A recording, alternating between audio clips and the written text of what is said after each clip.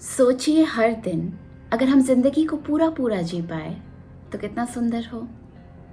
कहीं से दिल को छू जाने वाला म्यूजिक सुनाई दे, कुछ ऐसे किरदार पढ़ें जिनकी जिंदगी में हमारी दिलचस्पी बढ़ जाए, तो मिट्टी की सौंधी सौंधी खुशबू आए। अगर ऐसा रोज हो तो क्या बात हो, जिंदा रहने की वजह मिल जाए तो क्या बात हो। Perfect days by German film maker Vim vendors. कहानी है हिरायामा की, प्लेड बाय कोही याकुशो, जो कि एक रिनाउंड जापानीज एक्टर हैं। He is playing a toilet cleaner in Tokyo.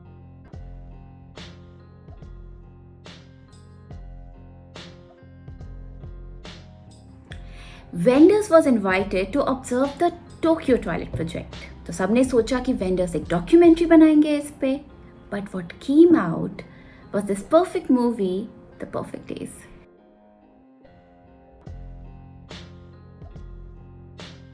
हम एक के बाद एक दिन गुजरते हुए देखते हैं। अगर आज के फास्ट पेस्ड रील्स की दुनिया की बात करें तो आपको शायद मूवी स्लो लग सकती है, लेकिन अगर ध्यान से आप हिरायामा की ज़िंदगी को गुजरते हुए देखेंगे तो आपको एक सुकून सा भी मिलेगा। In fact there is this scene in the movie जहाँ पे हिरायामा एक और आदमी के साथ शैडोज को पकड़ने की कोशिश कर रहे हैं। इसे ऐसे इंटरप्रेट कर सकते हैं कि हम उस परफेक्ट पल की तलाश में ज़िंदगी गुजार रहे हैं जो हमें पता ही नहीं कि कैसा दिखता है। कभी सामने आ गया तो पहचान पाएंगे क्या? पता है किसी को परफेक्ट पल कैसा दिखता है?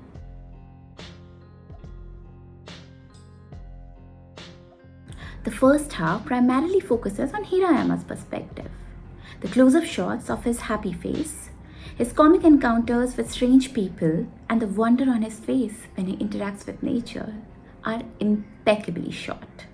पर इसका मतलब ये नहीं कि पूरा दिन हिरायामा खोया है। वो अपने काम को बड़ी शिद्दत से पूरा कर रहा है। He is deriving satisfaction from his work, and he is finding joy in everything he is trying to do. Now what is a perfect day? मेरे ख्याल में परफेक्ट डेज एक कोशिश है अपने इम्परफेक्ट डे को अनकॉम्प्लिकेट करने की, हर छोटी चीज़ में खुशियाँ ढूंढने की। परफेक्ट डेज में आपको बहुत से ऐसे सीन्स मिलेंगे जहाँ पे आपको लाइट एंड शैडो प्ले देखने को मिलेगा, जैसे धूप जो टहनियों से छन के आ रही है और ज़मीन पे एक पैटर्न क्रिएट कर रही है। वो पैटर्न उस वक्त पे वैसा है, अब अगले ही पल वैसा हो ना हो हमें नहीं पता। तो उस पल को, उस पैटर्न को उसी तरह से, उसी के अपने रूप में क्यों ना हम रिलिश कर लें और वो पैटर्न ढूंढने की कोशिश ना करें जो हमें पता ही नहीं कहाँ है, कैसा है और हमें पसंद आएगा कि नहीं। In an interview Vim vendors also says कि हमने जानबूझ के लोगों को प्रोटैगनिस्ट का बैकग्राउंड नहीं बताया। Of course the niece arrives और एक सीन में उनकी बहन आती है। उनकी लाइफस्टाइल को देख के हमें ज़रूर पता चलता है कि शायद this is what Hirayama wanted. उनकी मजबूरी नहीं है, this is what he is doing by choice. Also I feel that Hirayama has chosen this profession because cleaning helps you to declutter your thoughts. So by cleaning toilets, he is getting out of the chaos that's there in his mind. वो अपने thoughts को, अपने जज्बातों को categorise कर रहे हैं।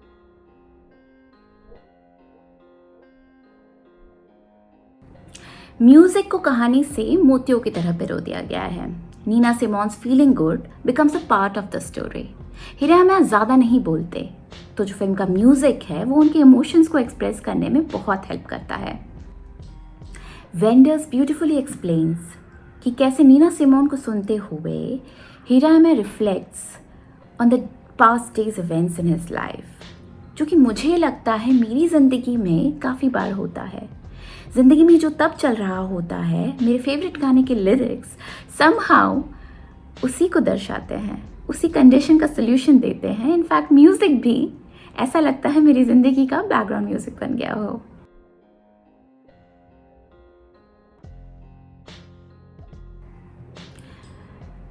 Now the last scene is a masterpiece that we must watch again and again. हिरायामा के दिल के इमोशंस उनके चेहरे पे इस तरह नज़र आते हैं जैसे कि पानी। बह रहा है, कभी शीतल है, कभी शांत है, कभी गुस्से में है, कभी दुखी है। उनके मन की अवस्था चेहरे पे इस तरह दिखाई देती है जैसे हमारी ज़िंदगी जो हर पल बदल रही है और हमें पता नहीं कि हम किस तरह जा रहे हैं। जो मुझे लगता है कि हिरायामा भी आखिरी में कुछ तो खोज रहे हैं, सब कुछ उन्हें भी नहीं मिला है। अब सवाल ये उठता है कि क्या हम भी उस खोज में हैं, पर क्या हमें पता है कि हम क्या खोज रहे हैं और किस तरफ जाना है?